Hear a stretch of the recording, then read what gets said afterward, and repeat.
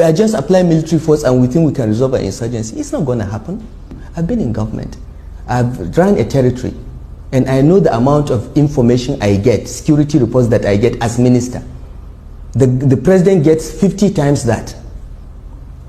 And I put it to you and I challenge anyone, including the DGSSS, to this. The SSS know who these insurgents are. They are not ghosts, they know them. The president knows them.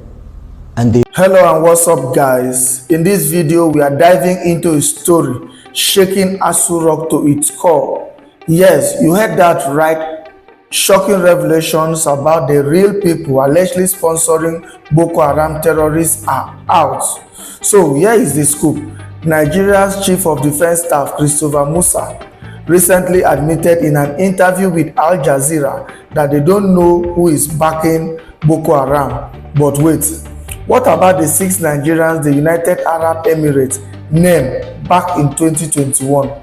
These individuals were allegedly monitored, tracked, and added to the Emirati watch list for sponsoring terror. Why hasn't this been a starting point for investigation back home? The United Arab Emirates identified 6 Nigerians, including names like Abdurrahaman Musa and Salihu Yusuf Adamu. These revelations came after a federal cabinet meeting in Abu Dhabi. But here is the twist. Despite these findings, diplomatic pressures reportedly stopped further actions or exposure by the previous Nigerian government. Musa also admitted that the military has only recently woken up to its responsibilities in dealing with the unconventional warfare that has plagued Nigerians for over 10 years. But critics are asking, why did it take so long, and is enough being done? He described the fight as a work in progress, highlighting how terrorists embedded themselves among civilians, making them hard to target. But here is the question, why hasn't the Nigerian government pushed harder to investigate these leads? And who are these unnamed officials allegedly linked to terrorism sponsorship? The truth might be closer than we think. Guys, I will let you watch this video for yourself so you can see exactly what I am talking about. Also, don't forget to share, like, and subscribe to this channel if you haven't already done so. Take a look and remember to share your thoughts after watching. I can't understand why anybody will wake up and say that we're killing people when we're actually not doing the same. And guess what? Where the Giwa barracks you were talking about, we have all the humanitarian agencies working there. You have the UN working, local and international organizations are working. Are we saying they are complicit? There is nothing we're doing in the back. So if they don't say it, which means Amnesty International is equal, and Amnesty is equally there. So which means they're equally accusing all these other organizations of being complicit. So just to be clear, you would be prepared to go to the ICJ in The Hague and answer these accusations? We're not scared of anything because we don't have anything of such. We've seen Boko Haram regroup, regroup and regroup. What is your answer to that? That you have in some way fed the insurgents? The problem is that I think we've talked to the international community. Let's find out the funding. When they started surrendering, by the time we left, so as we speak, we have over 120,000 that have surrendered. Most of them, when you find them, they are coming with hard currencies. How did they get them? How are they funded? How did they get the training? How did they get the equipment? What is your suspicion? Well, maybe an international conspiracy, you don't know. Who knows? How are they be able to sustain themselves for 15 years? That is one question I think everybody should ask himself. For Nigeria to be able to hold them, and you go to Nigeria, everything seems to be working well. You must have an idea. I mean, let's not talk about international conspiracy theories. Let's give some hard facts. Well, I just leave it at that. Welcome back. Yes, we'll be talking about what you just saw now, the security breach in NDA, and we've got Commodore Kunle Olawumi joining us here this morning. He's the head Department of Criminology and Security Studies, Christland University, Nigeria. Good morning, sir. Thank you for coming on today. Thank you very much for having me. Well, this is it's one of those blow your cheeks out moments, because lots of people, when they heard it, they just thought, no way, this can't be. But they just thought, well, in fact, some people thought it was fake news. Others thought, nah, maybe there could be some other explanation to this. And then the Academy put up this press release saying, yes, it's been compromised. And here we are today. So details are emerging that raises more questions than answers at the moment. But what's your impression of this, for instance? Thank you very much. My impression, I think, is just the impression of every Nigerian at this point. This is an aberration. I mean, you don't attack Nigerian Defense Academy and kill officers and get away with it. Yeah. The last time I was in NDA was in 2017. I went to carry out an investigation by the Minister of Defense. I wanted me to check what is going on with the training and the security environment there. I remember I spent about a week at NDA with the commandant and with the staff, you know. About something struck me, and that was every Friday, the gate of NDA is thrown open, and everybody have access to come and pray in the mosques. And I want to actually enjoin journalists to go to all military formations across the country on Friday by 1 o'clock. You are going to see the same thing happening across all military formations, including Naval Training Command at Papa, including the division in Ibadan, including NDA, including Jaji. I was in Jaji in 1994 for my junior division. And every Friday, our gate is thrown open. And everybody comes in to pray in our mosques. Even though they have their mosque outside. If you go to Defense Headquarters, I served at Defense Headquarters as the Deputy Director, Defense Administration between 2015 and 2017. Throughout my 2 years at Defense Headquarters, I received visitors only twice because of the strict security architectures at the Defense Headquarters. But every Friday, the gate of Defense Headquarters is thrown wide open for everybody to come in and do Jumat. That is the time the terrorists have the time to profile our security environment. Has that always been the case? It has always been the case. I've served the military intelligence for the past 35 years. It has always been the case. Our problem is religion and socio-cultural. I mean, people will expect me to come here and start talking about kinetics, about operation and so on. I've been an operational commander all my life. I've commanded warships, I've commanded troops, I've commanded men outside Nigeria and so on. But I'm not going to come to your station to discuss kinetics. The problem is not kinetics. In 2017, 2016, I'm always a member of the Security and Intelligence Brief at the Defense Headquarters. I told them, General Lawrence Shakin then, that the challenge we have in this country cannot be solved the same way we solved the problem of Niger Delta. The Niger Delta problem was solved during Yaradua time, basically by me. And I told them that we can't use that same template for Boko Haram. I told General Lawrence Shakin to look at the center of gravity of the problem. And we all came together. I was made a member of the committee, including Atahiru that just died was a member of that committee in 2016, 2017. And we came to a conclusion after several arguments. The arguments were three. To identify the center of gravity of the problem, one group said it is the fighters, the Boko Haram fighters are the center of gravity, so we should go after them. Another group said the center of gravity of Boko Haram is Abubakar Shekau. So if you go after Abubakar Shekau, then the problem of Boko Haram will be solved. I took exception to the group. I said that is not the center of gravity of the problem of Boko Haram insurgency that we were having between that 2012 and 2017. And General Lawrence Shakin asked me, allow me, why are you giving problem? What is the problem? Give us the answer. And I told General Shakin that if I tell you the answer, you're not going to be able to solve the problem. He said, what is the problem? He said, the center of gravity of Boko Haram and insurgency in Nigeria are the sponsors of that program. It was beyond us. Because the job we need to do is kinetics. Fight, destroy places, resolve issues. Yep. But we cannot resolve issue of sponsors of Boko Haram that were in Buhari's government that we know them. When you say we, who? I was in the military intelligence, and the defense headquarters staff that I work with, they know. And that was why we couldn't pursue that aspect that could have resolved that problem, because you need to arrest people. And recently, 400 people were gathered as sponsors of Boko Haram. Why is it that Buhari government has refused to try them? So the government knows sponsors of Boko Haram? Of course, it's in the news. In April this year, the government said they have arrested 400 Bureau de Change related, people that were sponsoring Boko Haram. They told us. And Abu Dhabi but also helped us to arrest few Nigerians. Tried them, we know them.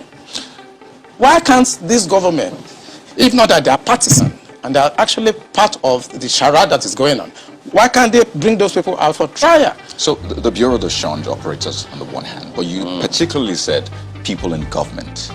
Are those part of the Bureau de Change, or those people that you say are in government are still there, government is aware, and government is condoning them?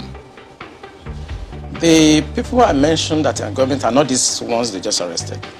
You remember this Boko Haram issue started since 2012. Yeah. And I was in the military intelligence that time. We arrested those people. It is my organization that actually conducts interrogation and interview. And they mention names. I mean, I can't come on the air and start mentioning names of people that are presently in government now that I know. Presently in government. That the boys that we arrested mentioned. Some of them are governors now. Some of them are in the Senate.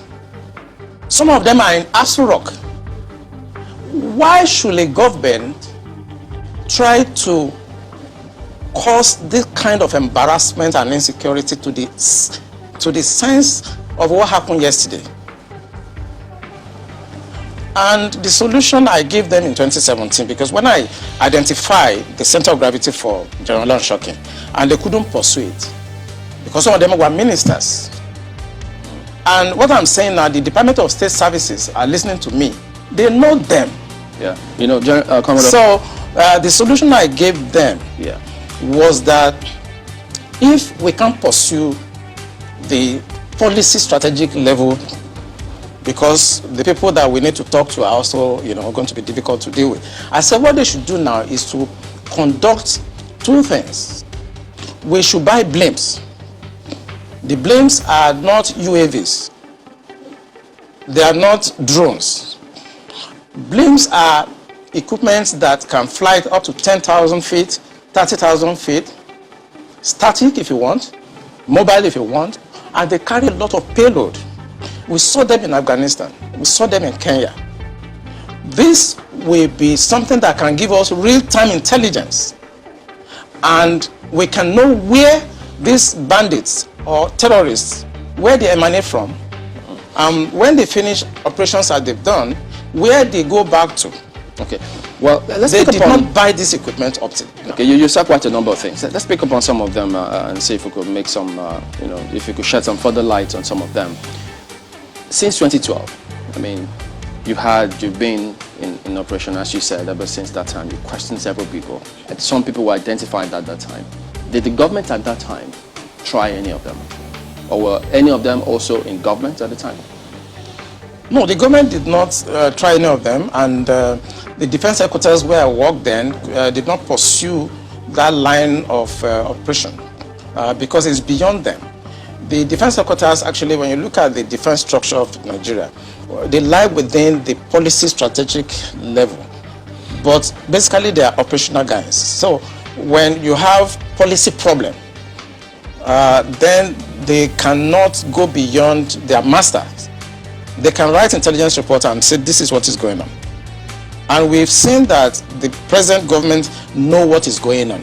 So is this a policy problem? I mean, the laws are clear. If someone is said to be involved in something as devious as this, the laws are clear. This person is meant to be arrested, questioned. I mean, it's quite clear. So is it a policy problem? We have the laws. So what is stopping the security agencies from actually enforcing the laws, since that's what they are?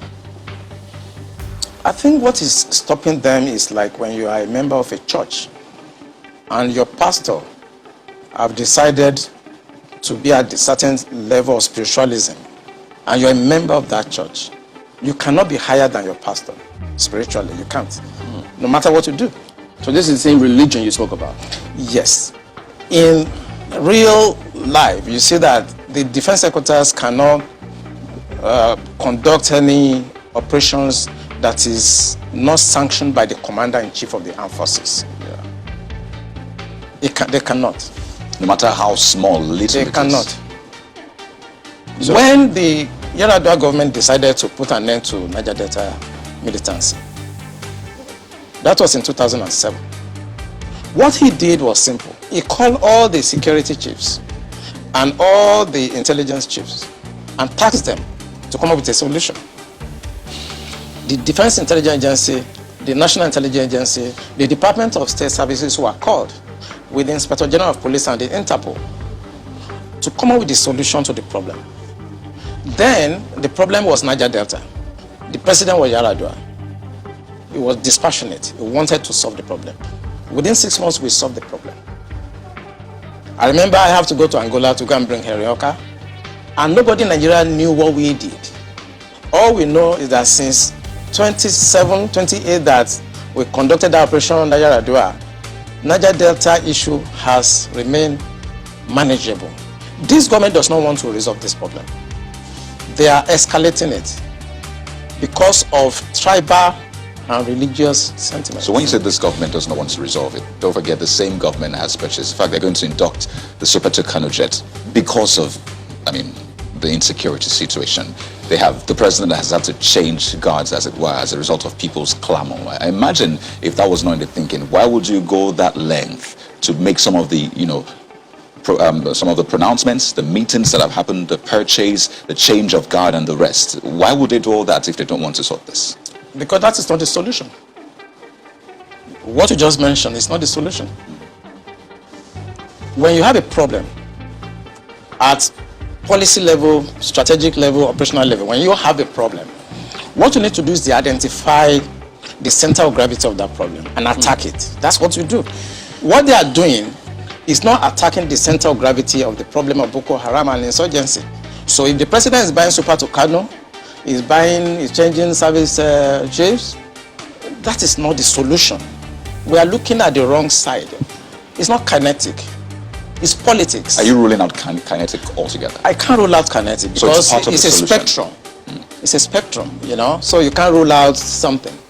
But the center of gravity is what they should look at. And what is it? I'm saying it on this channel. It is the sponsor of Boko Haram and bandits. And speaking about the sponsors, when you say the DSS, and they could be listening to you, but so they profile, part of their responsibility is to profile all of these persons before they either vie for elections or before, they are nominated for any of these positions. Doesn't that happen? Don't they get intel and say, look, this and this is what we found, and then we don't think that this should proceed further? Doesn't that happen? It does. When I worked with the DSS in 2007, because when Yar'Adua approved the operational order that we did, we now have to work together as a team. He actually forced all of us to sit down together and work together. I was surprised at the tremendous amount of information had by DSS. I was shocked. We in DI, I was in Defense Intelligence Agency, and when they were forced to bring out the files, I was shocked. They have so much information at DSS presently, as I'm talking about what I'm talking about. They have. But you see, if a fish is going to get spoiled, it's going to start getting spoiled from the head. The DSS will not do anything except the commander-in-chief's body language shows that this is the direction I want to go. That is where the problem is. The DSS has tremendous information. By the time 2023 is here and somebody take over and wants to undo some of this evil that I've seen in this country, you'll be surprised names that the DSS will bring out. They have the information. There's nothing I'm going to say here that they don't have. The defense headquarters have the solution for the kinetic aspect. They do. I'm not going to come here to advise them. I work with them and they're still there. The chief of naval staff was in the intelligence with me. We were together in Defense Intelligence Agency. That's Vice Admiral Gambo. I know these people are good. They know what to do. It's not that they have problems. It has to do with politics, the sponsors, people that feel that this country should be Islamized. You know, assuming but not conceding that, that all of this is the case. So what is the end game? Because I imagine as a strategist, that's what you think about too. So these things are happening. What is the end game? So why will this be allowed to fester? For what purpose? The end game for them, because normally when you want to look at this type of challenges, what you do is that you go through what we call the intelligence circle, okay?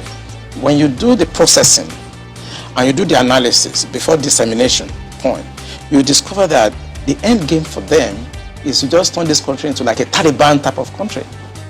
And it's a mindset.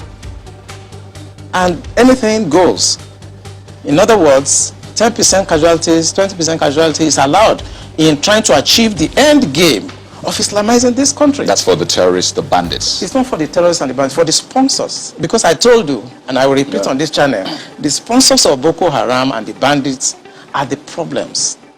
And defense headquarters, the army headquarters, the naval headquarters, the air force cannot do anything about that. Buhari has to do something about that. The Interpol has the list of those people that are sponsoring Boko Haram. I work with Interpol. They should ask, if they don't know, they should ask. The government of Dubai, they have the list of those people. During the trial of those people that were caught, names were mentioned. They have the list. The government also told us that they've arrested 400 sponsors of Boko Haram. Why should the government not try those people and bring peace and harmony and safety to this nation? Why won't a government do that? Those people that are going to harass cadets and officers in NDA, they live around the place. I know NDA very well. I was in Georgia, I was in NDA as young officers, and I know the area very well. They live around the place. So why can't you put up a blimp that can see what they are doing in real time and eliminate them? Why won't you do that? In fact, there were more details saying that some persons slept up, but we'll come to that hopefully. Markwe has got some questions for you. Markwe, go ahead, please. Thank you, Chamberlain. Much as we're looking at it looks like we're looking at the remote causes. The immediate causes, I think, is what is worrying a lot of people in terms of the significance of the attack. For some people, they're wondering, what do you think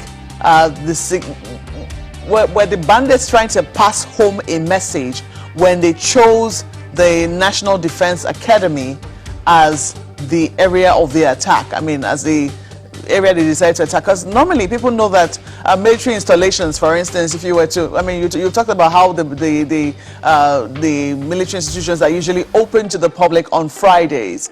There'll be questions as to this attack did not happen on a Friday, it happened on a Tuesday. So the guards were supposed to have been up. So there'll be questions as to what happened, how was the perimeter breached, what about the guards are usually mounted on, watchtowers, what were they doing, were they asleep? There'll be areas where there are CCTV cameras, what happened in those areas as well. There are huge questions around that. And then the significance, what gave these bandits the audacity, the temerity to be able to say, this is going to be the area we want to attack today. Do you have any questions roaming in your head in terms of, what were they trying to really achieve beyond? Because some people say this is not about ransom. Maybe they want to take a ransom, yes, maybe. But it looks like they were trying to send home a message. Yeah, thank you, Markwe. You just got it right. They just want to send a message. And this is what terrorists do.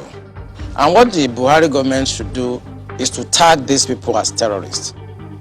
What they want to do is to send a message, to create fear, and to show the military that we can come for you, and there's nothing you can do. You may not know, I don't know whether it's out in the news, that the major has been killed.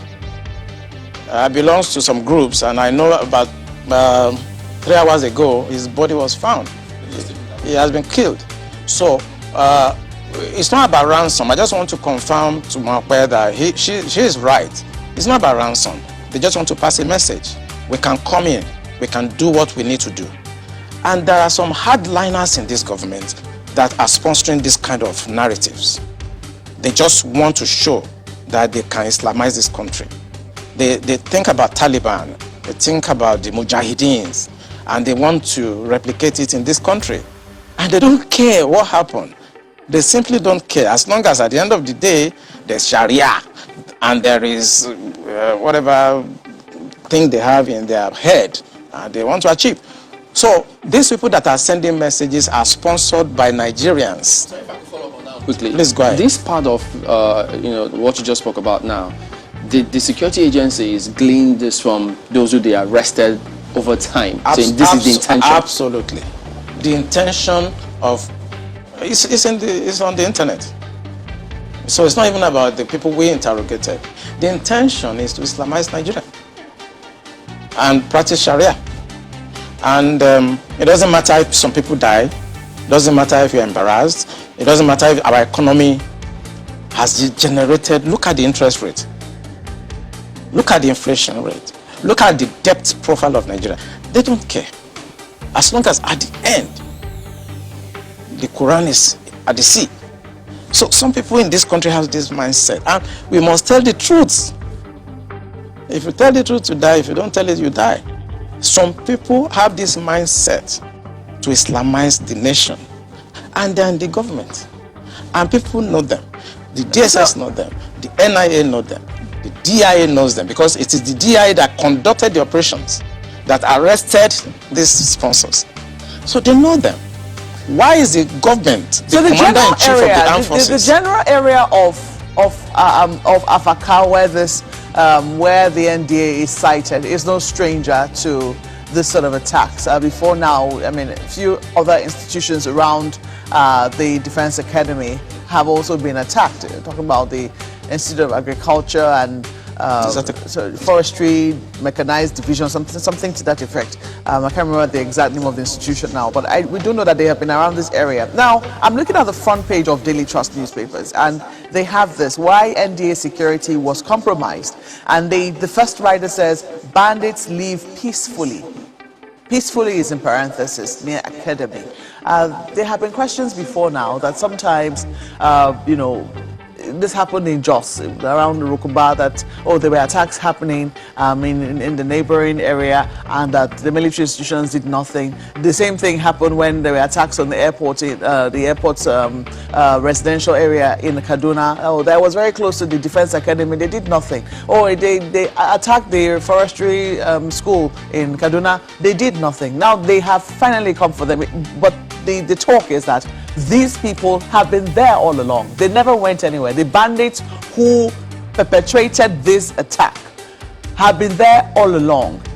Does the military really need, if this is something that is of concern to the security agencies, because it was only a matter of time from what it would seem that we're reading that these attacks were going to happen, it didn't really need to wait this long before they took action against people they knew were a security threat to not just them, but also the people around their environment. Yeah, Makwe, I may also shock you that some cadets have been abducted before now. And when they took these cadets away, and they demanded for ransom, as low as 400,000 naira at that time, the cadets were released after the ransom were paid. And the cadet told them that where they took them to, that they could hear the parade going on in NDA, that they were not taken far away from NDA, that every morning they hear the parade and the programs going on in NDA while they were in the camp of the terrorists. You are right. These people live around NDA. It's about social-cultural issue. As long as you're a Muslim and you speak Fufude or Hausa, you can do whatever you like and fraternize with the military and go in and out of the barracks. You are saying that the attack did not happen on Friday. Of course, it will not happen on Friday, but they have enough time to carry out surveillance. They have enough time to have insiders that will work with them. The problem is that journalists should go around our military institution this Friday and carry their cameras and see the decadence, the security breach that goes on every Friday in all military institutions across Nigeria, and tell the Minister of Defense to put a stop to that. The defense institutions They are sacred. They are not where people can come on Friday, throw open the gate because they want to come and do Jumat. The truth is that on Sundays, we don't have such, invasion of our premises by Christians to come and pray or to come and do whatever on Sundays. But for the 35 years I spent in the military intelligence, if you go to Tego Barracks in Apapa, it's the same. The Tego Barracks is where I was trained as an intelligence officer. It's the same. On Friday, they will troop in. They throw it open. It's religion. And because we must think about solution. The Minister of Defense should stop this. They should make pronouncement and stop it. Every Friday, people should go to various mosques around them to pray and maintain the sanctity of our military institutions. That's what I wanted to know if this has been an issue before now. I mean, has this been anything that, the people at the top in the military have found as a source of concern? Let me raise an instance. For instance, we know that at almost every security institution, even on the roads here in Abuja, before you can enter the same road that leads to any military institution is divided in two. There are huge barricades to prevent anybody from just entering, so to speak. This became a source of concern for the military, in terms, especially after the attacks on the police headquarters. Has this been a source of concern for for the top brass of the military to say, hey, look, if we're taking these steps to put barricades, then this is also going to be a source of concern for us. What can we do about it? Have they elevated this discussion? At Defense Headquarters, every Monday, even if you go this Monday coming, you will see they are always there to discuss intelligence and security brief.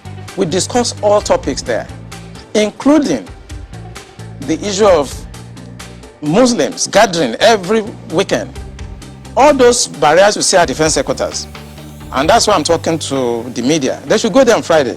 The barrier is no longer there. It's open because it is Jumat. And this is when they come to carry out surveillance. If you look at what happened in Mogadishu Barrack, it was the same. That was the time they went there and blasted the place and killed a lot of people.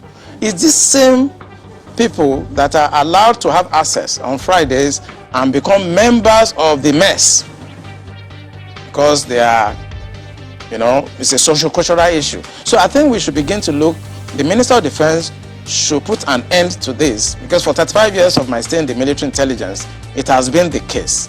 Both naval institutions, Air Force institutions, Army institutions, even the Department of State Services. Once it's Friday, the gates are thrown open and people come from outside and there'll be no space. They'll be all over. If you go to Defense Headquarters on Friday, this Friday, you see them littered everywhere. This conversation is usually quite tricky. I mean, people listening, some might take different perspectives to it, thinking, oh, is this a religious thing? Is this an ethnic thing? They ask, is it only Muslims you have in the military? Is it only people from this certain cultural, heritage that you have in the military? And I'd like us to tackle the issues. You have mentioned what you have called the core, as it were, of the problem. How do we tackle this without viewing it from a religious spectrum, an ethnic spectrum? Because well, Nigeria is quite, polarized across, these groups, ethnicity and religious. How do we tackle it without coming off as though you're inciting people, on those lines? You see, one thing I discovered in this country is that when it comes to religion, everybody is very sensitive. But the fact I have laid bare is from the experience of 35 years of military intelligence. So I'm not coming to the air to whip up sentiments, no. I have been in the system. I work with Abacha government. I work with Babangida government. I work with Abdul Salam. I work with Yar'Adua Obasanjo. As a core insider of operations, I belong to a group of people that you are not supposed to see, people that you are not supposed to hear. Because we have 3 classes of military officers. I belong to the worst group. I lost my family because my family does not have to know where I have been, where I have gone, and I cannot talk. I've seen Colonel Lu here, I've seen Stan Lambo. Some of us belong to that group that we are not supposed to be seen, we are not supposed to be heard. The truth I'm telling you now is not about sentiments. Is that there are a group of people in this country that feels that this country should be Islamized. This is a fact. Except you want me to start mentioning names of people in this government that we have interrogated. I was a member of an interrogation team, and I've interrogated a very high-ranking member of this government in 2007, 2008 on the issue of Boko Haram. I interrogated him. He's in this government right now. And what was the issue? Boko Haram. And this senior officer was actually let go because he was found culpable. But right now he's in the government. You see, we must say the truth, because if you don't, this country is going down the precipice. We have been set back more than 60 years right now. We've gone back to the time before 1966 now.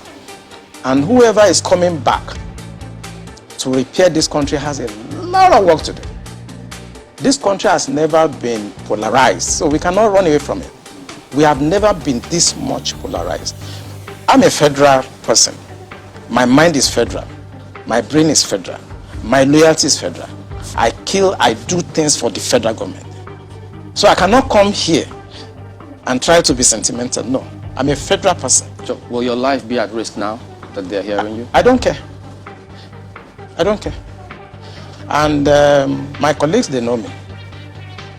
Those people that are listening to me, they know me. I don't care. The issue is that this country is bigger than individual. That is the issue. This country is bigger than individuals. Buhari will come and go. Eliminating me or killing me will not solve the problem and will not add value. But he will come and go. And somebody must come and repair the damage to the psyche of this society, the damage to the polarization, to the nepotism that I've never seen in my life. I work with all these presidents. This is the worst situation I've found myself. And believe me, internet does not forget. I was part of the people that helped to bring Buhari to government because I believe in him. Have you worked with the government after that? After you helped bring the government? Oh, of course, I worked with him. We brought him in 2015, and I work as the Deputy Director of Defense Administration. And we have a lot of hope in him. And we actually are ready to do anything for him. What he has turned out over the years is shocking to us. I was in Harvard in 2014, in December, when the Department of State Services and CIA and others were contemplating about Buhari and other aspirants. I know what we did to convince the American government that the only person that can come and put this country right is Buhari. That was before the Lagos, the APC, before they chose within. Right. And that was how Tinubu came in.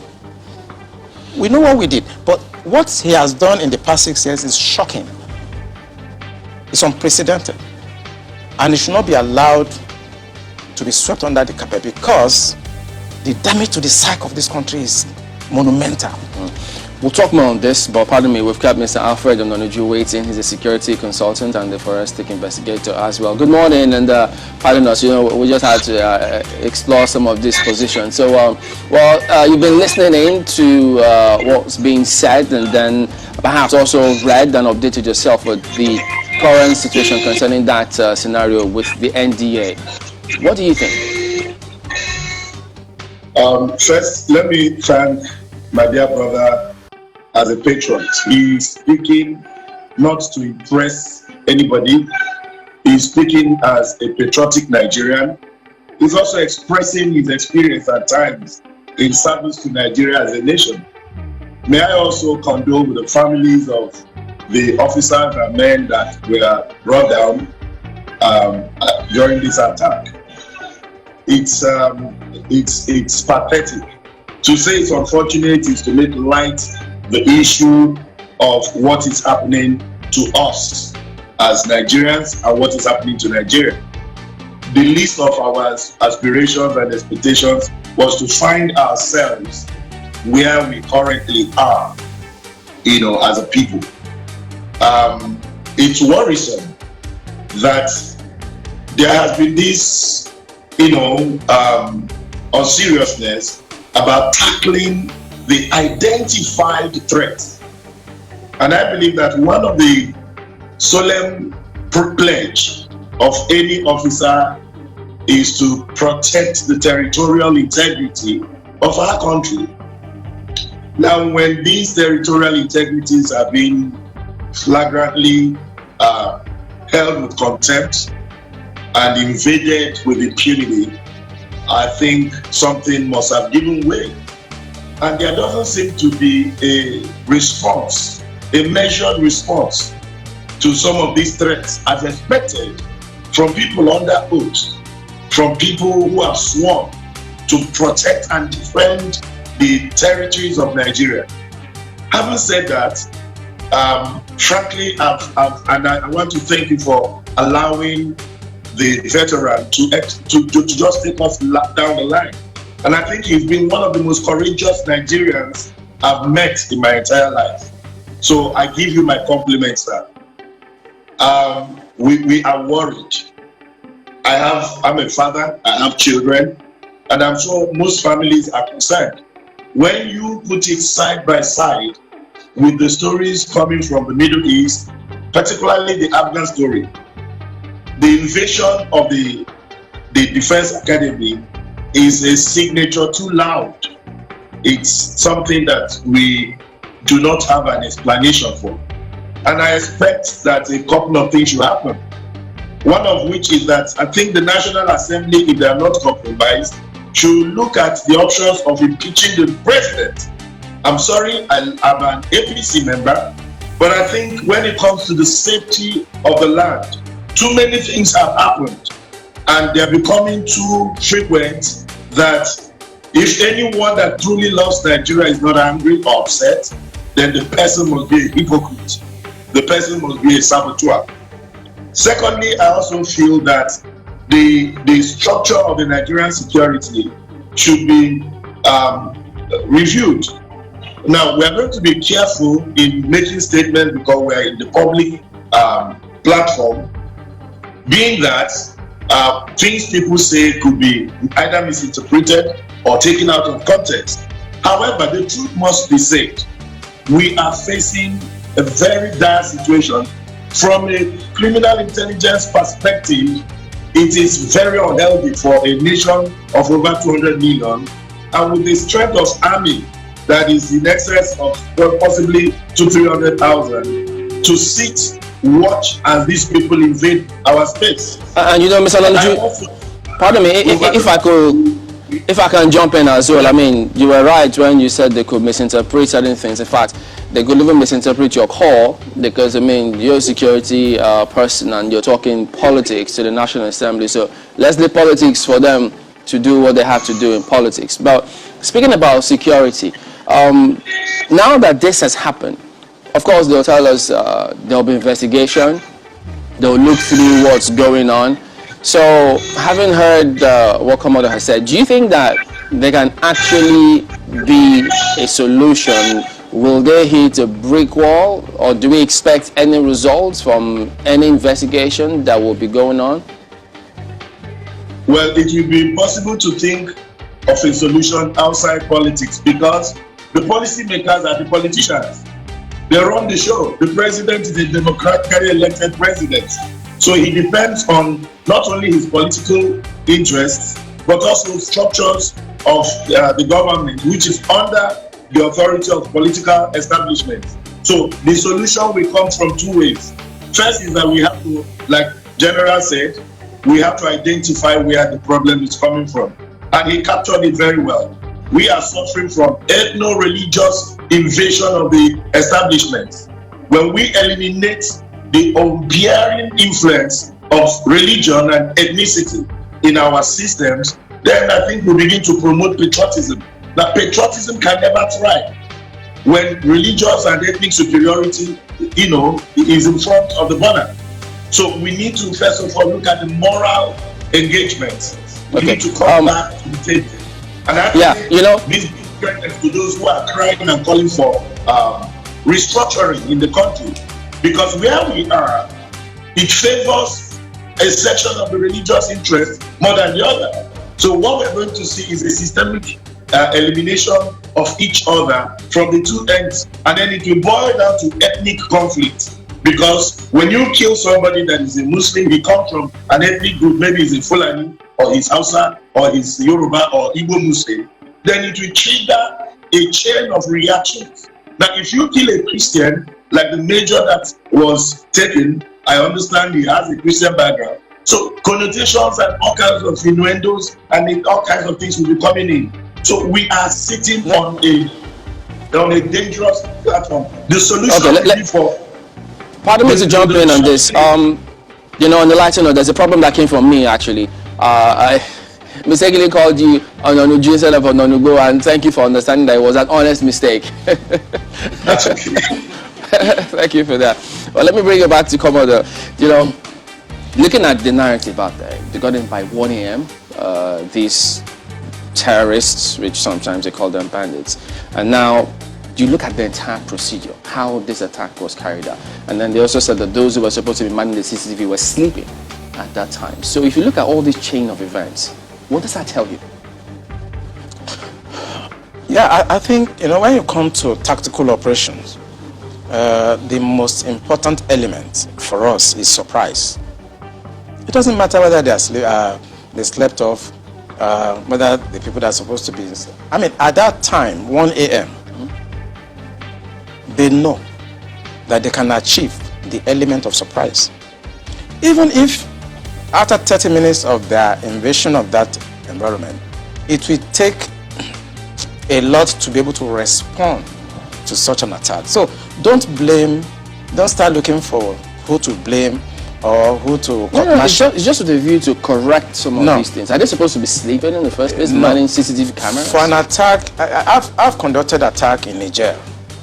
I've conducted attack in Angola. You see, no matter how fortified an environment is, no matter how foreign it is, if you can achieve the element of surprise, you win. I know NDA very well. I know the security architecture. Even if by that time, 1 a.m., they want to respond to that, I know the process. The weapons are in the armory. You need to go and open the armory and start signing. The bandits is not going to allow that to happen. They continue to fire and continue to follow up. And you cannot respond. In any response, you are going to be caught by bullets. So it's not about what happened at 1 a.m. Gentlemen, it's about what has been happening for the past 2 years, 3 years, where these people have been having access, unfettered access to NDA. And they carry out their surveillance, and they know the right time to strike. It's about 2-3 years back. It's not about now. So anybody that wants to investigate this issue should not look at now. They should look at what has happened in the past 2 years, 3 years, how porous the place has been, and try to mitigate it. Two issues I'd like to quickly raise. First, do you also agree with the theory of insider collaboration for this to have happened in such brazen manner? Absolutely. Absolutely. There's no, we do operations like this too. And there's no way we can succeed without somebody inside. We must compromise somebody inside, either through blackmail or through incentives. Maybe we give money, or we blackmail the person, or we try to indoctrinate that person. We can't succeed without an inside person. And this attack you saw has insiders collaboration. I've investigated cases like this over the years. And I know 60% of the time, when you send an attack like this, there's an insider there. So until that insider is fished out, we might have this sort of attack again and again. It will always happen. There will always be insiders. If you look at the intelligence estimate globally, there are two variations, the variables are the hostile intelligence service, which is external to that country, and the domestic subversive organizations that is embedded in that country.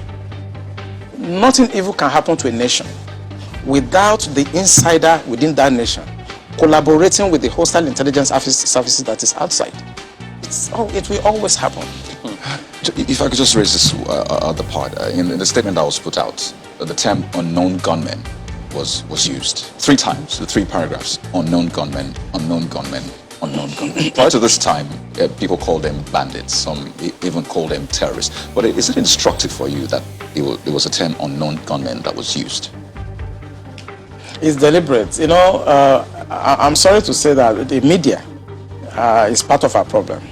No, I'm talking about the statement from the academy itself, actually. The academy also have to use that word to avoid reprimand from the higher authority. I was the commandant of Defense Intelligence College, and I know that at that time there are things I cannot say. If you term them terrorists, it carries a lot of weight, and you can be reprimanded for that as a commandant of NDA. So he's going to be very careful to keep on using that same term that is safe to use, because there are legal and other implications when you term a group terrorists. But I want to say on this channel that those people are terrorists, and if the government of Buhari is serious about putting an end to what we are saying, he must pronounce them terrorist organization. Because once he does, it carries a lot of weight. And the reaction of the armed forces, where I belonged to before, will be completely different. What was the point you were going to make about the media? There is nothing that is going on today that is not actually tainted by the media. And that is why I have to come here and make bold to say what I've said. The media also know 80% of what I've said now, but they will not publish it. They know. I work with journalists. I was Deputy Director of Foreign Liaison at Defense Intelligence Agency. I work with journalists. I was Commandant Defense Intelligence College. I work with journalists. I train journalists in intelligence operations. They know. So why are they not also saying the obvious that will help the security and safety at that time, progress of this country? So at that time that you worked with the journalists and training them and doing all of that, did you give them permission to publish your name as a source if they were going to go to press with those details? Oh, I did. It was a policy, because you see, when I was made the commandant of Defense Intelligence... No, because you had said that you belonged to a group that was not supposed to have been heard or seen. Yeah. So how did you give them permission to publish your name? Yeah, because at that time I was holding a different appointment. I've held a lot of appointments in the military. There are certain appointments I will hold that has no connotation with intelligence at all. For example, I was the Chief of Staff Logistic Command for the Navy. That appointment has nothing to do with intelligence. I was a defense advisor to Nigeria in France. It has nothing to do with intelligence. So there are times I hold appointments and I have to deal with journalists.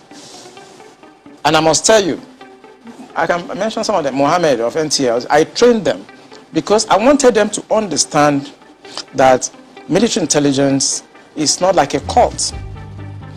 I expose some aspect. Even though most of their documents are usually top secret and they tell you can't publish or even access the document, even if you see it by mistake. No. There are places you process top secret. I mean, if you want to talk about document security, it's a lecture of itself. You have unclassified materials, you have confidential materials, you have secret materials, and you have top secret.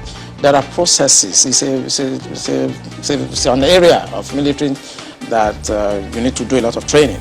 So when we bring journalists in and talk to them, we ensure that they don't see unclassified materials. And it's just for them to understand how the system works. Basically, if you go to Afghanistan, if you go to Iraqi, you will see journalists embedded with the military. But it's not the case here. I think I tried to encourage you when I was the commandant that we should allow journalists to have access to some of the things we do so that they can say it as it is. Because when I conducted the operation in 2007 in Angola and I came to Nigeria, what you read in the newspapers, what you hear on television and what you see are completely skewed from what we were doing. So why do they want that to happen here, to embed journalists? I just think it's myopism. We have a lot of illiterates in the government that don't understand that hiding things in this 21st century doesn't work anymore. They try to hide informations and they try to protect what they think is corruption to me. That's why they don't allow journalists to actually access some of these things, because this is the most corrupt country in the history of this country right now. Mark? Well, sometimes, there are questions as to what usually will happen. I mean, in terms of, before you went into the journalistic exploration and how the media is sometimes a part of the problem. And, I think that there's an ongoing conversation in terms of how the media can be help, can be a source of support to the military rather than a hindrance. But before we went into that discussion, I think we're talking about something else. And for some reason now, I think that has finally escaped me. But moving forward, because we're talking about the language used there, the fact that they were branded unknown gunmen, and the fact that even though it was a very short statement, it was used 3 times, in that I think that there was some attempt to try and reinforce the fact that these are unknown gunmen in that very short statement. But I'm wondering, now that this gentleman, the officer who was taken, has been murdered and his body has been found, do you think that there is any hindrance now stopping the military in going after these people? Because in many places they will tell you that people will always dare. I mean, we've seen attacks that have been very daring, even in the most developed places that are considered very developed countries. The difference between there and here is that when you do dare that sort of attack, the chances that you're going to come home or go back or go scot-free are very slim. Here we are yet to see how directly the people who committed an offense directly are brought to book or do not go home and get away with it. Do you think that now that there is nothing at stake in terms of how this major, who his body has now been found lifeless, is there any hindrance stopping the military from getting the actual people, not just a general attack or attacks that happen days later, the actual people who committed this heinous attack and crime on the Nigeria Defense Academy? Yeah, I think they're going to get them. No doubt about that. Few days, few hours, you're going to hear that the military will get them. I know how it feels when things like this happen to colleagues. There are times we actually disobey instructions. There are times we don't follow operational orders. When our colleagues are killed in a disgraceful manner like this. Since we know we have irresponsible people at the policy level, there are times we don't listen to them. So I can assure you on this station that the military will get them. They will go after them and they will hunt them down. And they're not going to follow these mullah, imams and all those people that feels that it is their birthright to Islamize this country and destroy the essence and the fabric of safety, progress of this country. So the military, they're going to disobey, they're going to go out after them. And as I repeat, in a few hours, you're going to hear, they're going to get them and they're going to deal with them. Okay, just one more thing as we wind down. What would you advise Nigerians? I mean, they've listened to you, several things going through different people's minds now. What would you advise them to do in terms of, in the light of all that is going on, how should they conduct themselves? What should they do such that we all can have, at least contribute in whatever way we can to our country? Which people are you referring to now? Nigerian citizens who are not perhaps in the military. Regular citizens. Are you talking about the civil society? Civil society. What they should do? Yeah. I think what they should do, for me, the failure of governance is dependent. It's like a variable. When you do a simple linear regression, the failure of a government is dependent on the failure of the civil society. So you have two variables: a failed government or irresponsible government, and you now have at the other side an irresponsible and a failed civil society. This civil society has also failed. You cannot allow somebody to do for the past 6 years what this government and the so-called cabal, whatever you call them, have been doing to this country, and the civil society has been quiet. They have to speak out. They have to come out and resist tyranny. This is tyrannical government. You have to resist it. You don't wait until maybe he leaves in 2023, then you start, everybody will now jump out and start talking. Because the damage this government is going to do in the next 2 years is going to be more than what they've done in 6 years.